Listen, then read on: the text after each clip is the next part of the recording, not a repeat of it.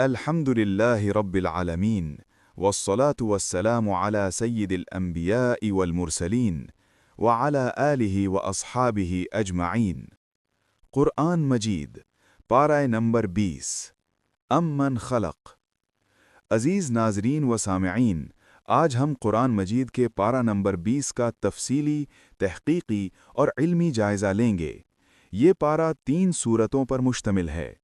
1 سورۃ النمل، آیت 60 تا 93، مکی سورت، کل آیات 93۔ 2 سورۃ القصص مکمل، آیت 1 تا 88، مکی سورت۔ 3 سورۃ العنکبوت، آیت 1 تا 45، مکی سورت، ابتدائی آیات مدنی۔ سورۃ النمل، حصہ دوم، آیت 60 تا 93۔ موضوع اول، اللہ کے قدرت کے دلائل، آیت 60 تا 66۔ امن خلق السماوات والارض وانزل لكم من السماء ماء فانبتنا به حدائق ذات بہجہ۔ ترجمہ: بھلا وہ کون ہے جس نے آسمانوں اور زمین کو پیدا کیا اور تمہارے لیے آسمان سے پانی اتارا، پھر ہم نے اس کے ذریعے خوشنما باغات اگائے۔ سورۃ النمل، آیت 60۔ امام ابن کثیر رحمہ اللہ فرماتے ہیں کہ یہ 5 سوالات دراصل مشرکین کے لیے چیلنج ہیں۔ اللہ تعالیٰ پوچھتے ہیں کہ تمہارے بت کون سی ایک بھی تخلیق کر سکتے ہیں؟ کیا وہ پانی برسا سکتے ہیں؟ کیا وہ درخت اگا سکتے ہیں؟ جب جواب نفی میں ہے تو پھر انہیں معبود کیوں مانتے ہو؟ یہ آیات استدلال توحید کا شاہکار ہیں۔ اللہ تعالیٰ نے فطرت کے 5 بڑے مظاہر، آسمان و زمین کی تخلیق، بارش، سمندر میں جہاز رانی، دریاؤں کا بہاؤ اور مردہ سے زندہ نکالنا کو بطور دلیل پیش کیا۔ ہر دلیل کے بعد اللہ پوچھتے ہیں، اَإِلَٰهٌ مَّعَ اللَّهِ، کیا اللہ کے ساتھ کوئی اور معبود بھی ہے؟ یہ سوال بار بار کیوں دہرایا گیا؟ تاکہ عقل کو جھنجھوڑا جائے۔ انسان کی فطرت میں یہ حقیقت موجود ہے کہ خالق صرف اللہ ہے، لیکن شیطان نے اسے غفلت میں ڈال دیا۔ موضوع دوم، قیامت کا انکار اور اس کا رد، آیت 67 تا 73۔ وقال الذین کفروا اذا كنا ترابا وآباؤنا انا لمخرجون۔ ترجمہ: اور کافروں نے کہا، کیا جب ہم اور ہمارے باپ دادا مٹی ہو جائیں گے تو کیا ہمیں پھر نکالا جائے گا؟ النمل، 67۔ یہ کافروں کی سب سے بڑی غلط فہمی تھی۔ وہ مادی عقل سے سوچتے تھے کہ مٹی ہو جانے کے بعد دوبارہ کیسے؟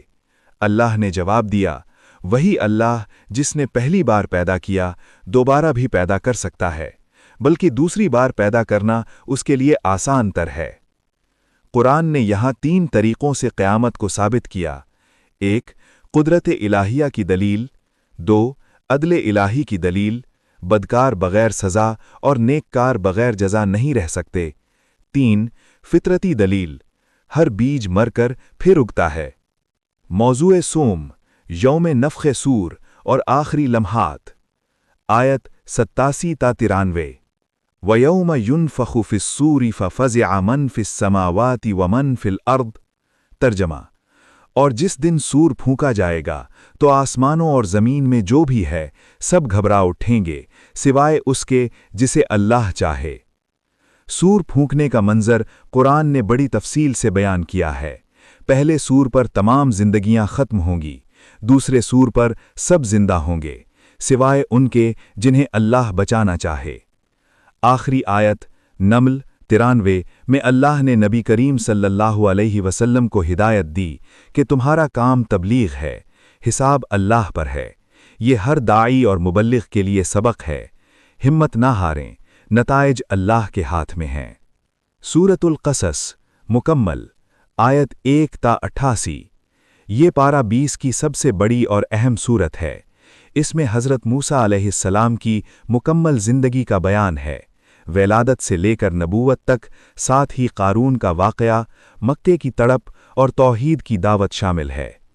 موضوع اول، حضرت موسیٰ علیہ السلام کی پیدائش اور حفاظت، آیت 1 تا 13۔ وَأَوْحَيْنَا إِلَىٰ أُمِّ مُوسَىٰ أَنْ أَرْضِعِيهِ فَإِذَا خِفْتِ عَلَيْهِ فَأَلْقِيهِ فِي الْيَمِّ۔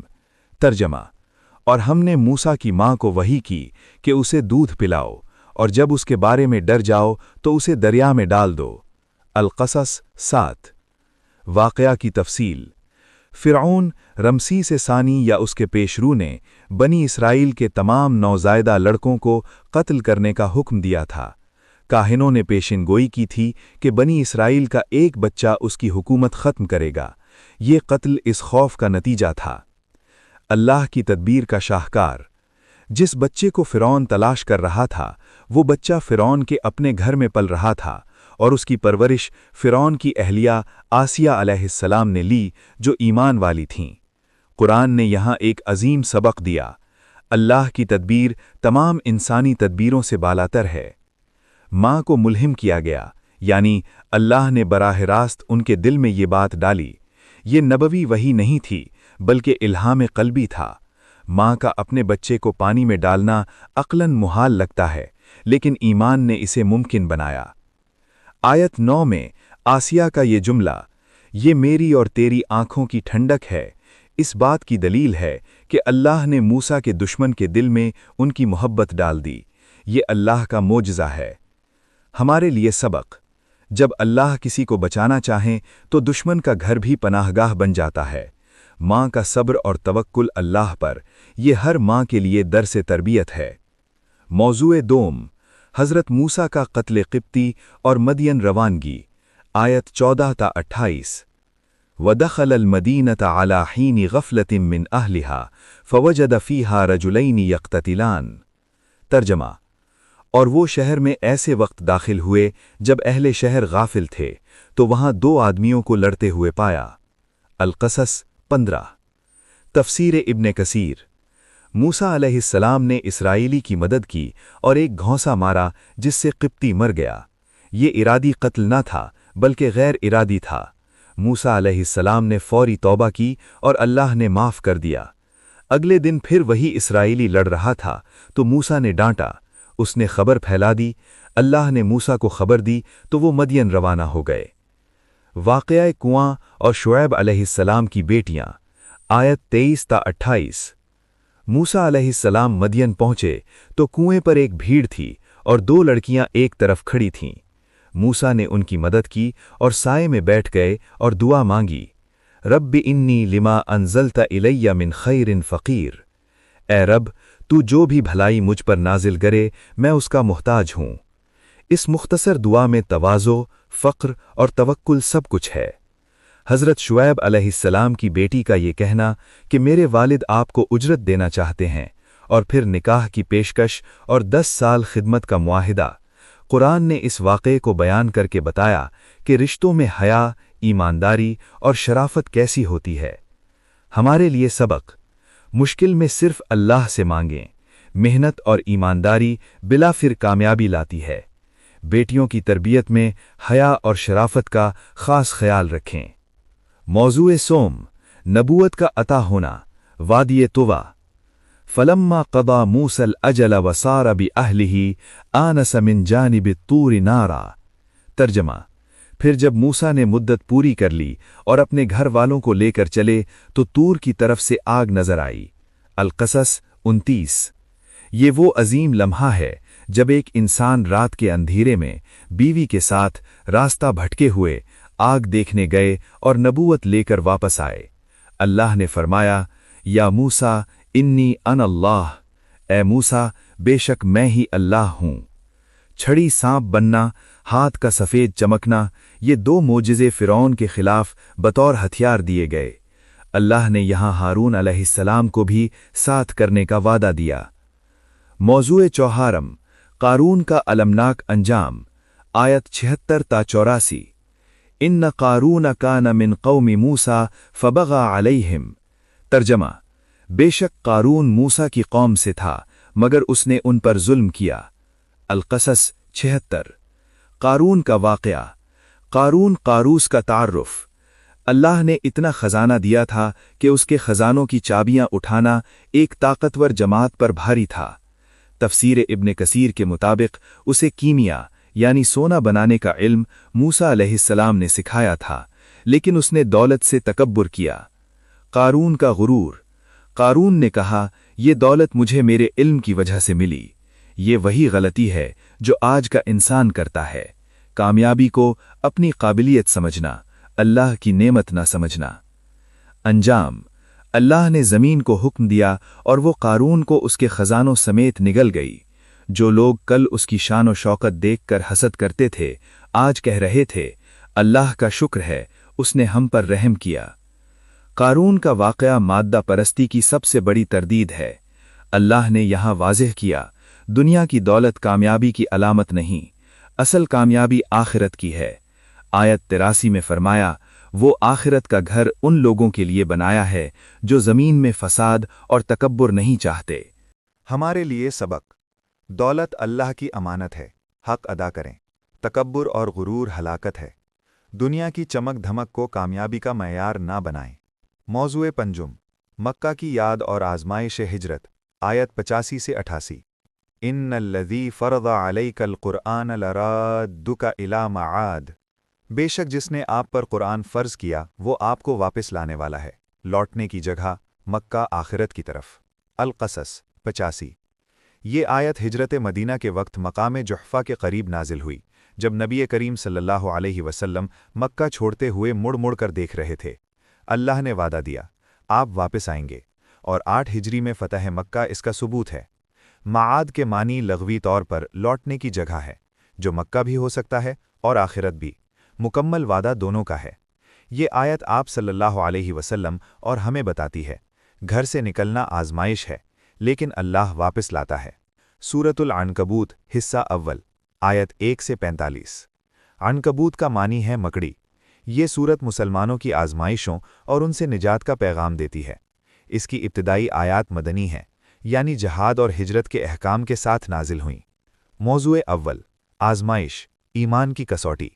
احسب الناس ان یترکوا ان یقولوا آمنا وہم لا یفتنون، کیا لوگوں نے یہ سمجھ رکھا ہے کہ وہ صرف یہ کہنے پر چھوڑ دیے جائیں گے کہ ہم ایمان لائے اور انہیں آزمایا نہیں جائے گا؟ العنکبوت 2۔ یہ آیت اسلام کی بنیادی حقیقت بیان کرتی ہے۔ ایمان صرف زبانی دعوے کا نام نہیں، بلکہ اللہ ہر ایمان والے کو آزماتا ہے تاکہ سچا اور جھوٹا الگ ہو جائے، جیسے سونے کو آگ میں ڈالتے ہیں تاکہ کھرا اور کھوٹا معلوم ہو۔ آزمائشوں کی اقسام: صحت، بیماری، امیری، غریبی، اولاد، دشمن کا ظلم، اپنوں کی مخالفت، یہ سب آزمائشیں ہیں۔ نبی کریم صلی اللہ علیہ وسلم کے صحابہ، جن میں سے بعض کو گرم ریت پر لٹایا جاتا، انہیں یاد دلایا گیا کہ پہلی امتوں کو اس سے بھی بڑی آزمائشیں آئیں۔ آزمائش کے 3 درجے تفسیر کی روشنی میں: 1. مالی آزمائش، دولت دی گئی تو شکر کیا، چھینی گئی تو صبر کیا۔ 2. جانی آزمائش، بیماری، موت، جہاد میں شرکت۔ 3. اخلاقی آزمائش، گناہ کا موقع ملا تو بچے، منافقت یا صداقت۔ ہمارے لیے سبق: مصیبت کا آنا بدقسمتی نہیں، آزمائش ہے۔ صبر اور دعا کو ہتھیار بنائیں، جو آزمائش میں پختہ رہا وہی کامیاب مومن ہے۔ موضوع دوم: والدین کے ساتھ حسن سلوک، ایمان اور فرض کا توازن، آیت 8۔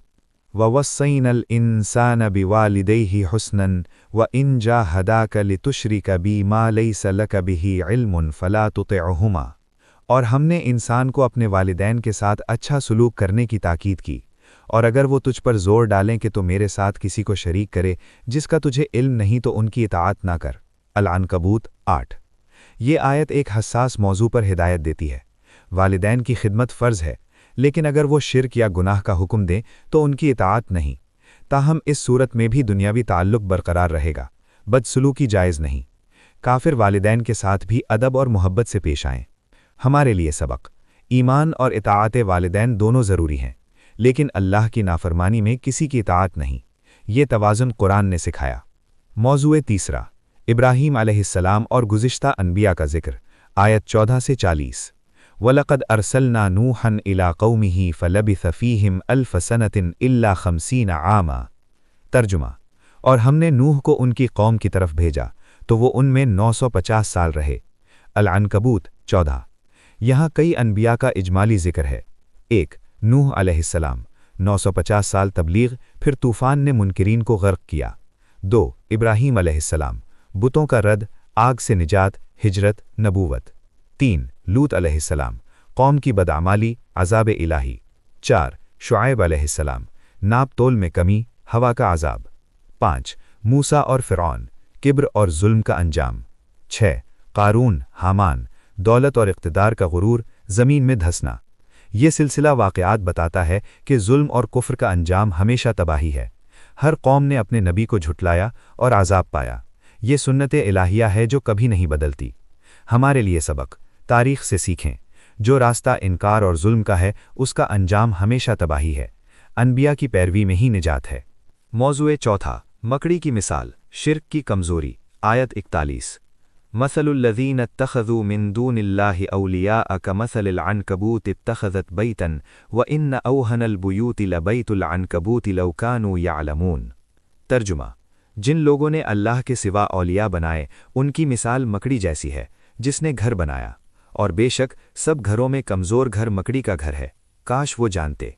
मकड़ी के जाले की साइंसी हकीकत और कुरानी बसीरत। मकड़ी का जाला बज़ाहिर पेचीदा और मजबूत नज़र आता है, लेकिन एक फूंक से तबाह हो जाता है। ऐसे ही शिर्क की इमारत कितनी ही बड़ी हो, बातिल है और बिलाखिर टूट जाती है। साइंस ने यह हकीकत साबित की है कि मकड़ी का जाला मजबूत है, लेकिन फिर भी ये सबसे कमज़ोर पनाहगाह है। कुरान ने 1400 साल पहले ये हकीकत बयान की। शिर्क वालों के माबूद क्या दे सकते हैं? न नफ़ा न नुकसान, बिल्कुल मकड़ी के जाले की तरह। जो खुद कमज़ोर हो वो दूसरे को क्या बचाएगा? हमारे लिए सबक, अल्लाह के अलावा जितने भी सहारे हैं, दौलत, इक़्तिदार, लोग, ये सब मकड़ी के जाले हैं। वाहिद मजबूत सहारा अल्लाह की ज़ात है। मौज़ूए पाँचवा, नमाज बेहयाई से रोकने वाली। आयत 45। इन्नस्सलात तन्हा अनिल फ़हशाइ वल मुनकर वलज़िक्रुल्लाहि अकबर।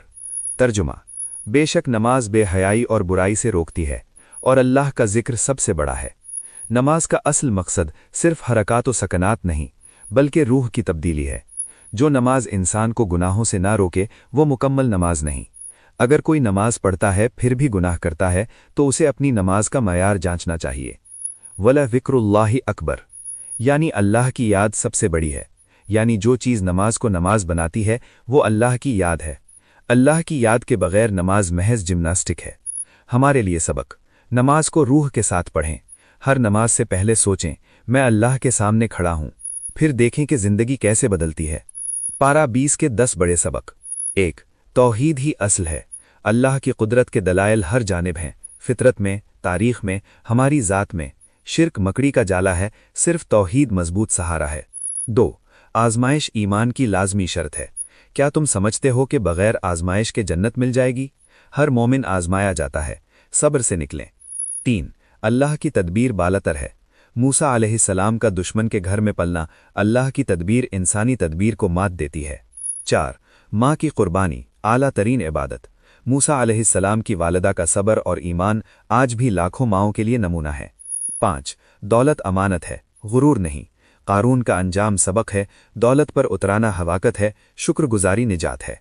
6 हिजरत और वापसी, अल्लाह का वादा। घर छोड़ना अगर अल्लाह की राह में हो तो अल्लाह वापस लाता है, दुनिया में भी आखिरत में भी। 7 नमाज तब्दीली का ज़रिया। नमाज सिर्फ अदायगी नहीं, ये किरदार की तामीर है। अल्लाह की याद ही इंसान को बदलती है। 8 तारीख़ से सीखें। गुज़िश्ता अक़वाम की तबाही सिर्फ कहानी नहीं, ये सुन्नत इलाहिया है जो बदलती नहीं। 9 दाई का फ़रीज़ा, नताइज अल्लाह पर। नबी करीम सल्लल्लाहु अलैहि वसल्लम से फरमाया, बस पहुँचा दो, हिसाब अल्लाह का काम है। हर मुसलमान दाई है। 10 उम्मीद कभी न तोड़ें। अल्लाह के साथ राब्ता रखें, मुसीबत में, खुशी में, हर हाल में। वही है जो निकालता है। दुआ है कि अल्लाह हमें कुरान समझने, उस पर अमल करने और उसे दूसरों तक पहुँचाने की तौफीक दे। आमीन। अगर ये लेक्चर मुफीद लगा तो लाइक करें, शेयर करें और चैनल को सब्सक्राइब करें ताकि कुरान का ये सिलसिला जारी रहे।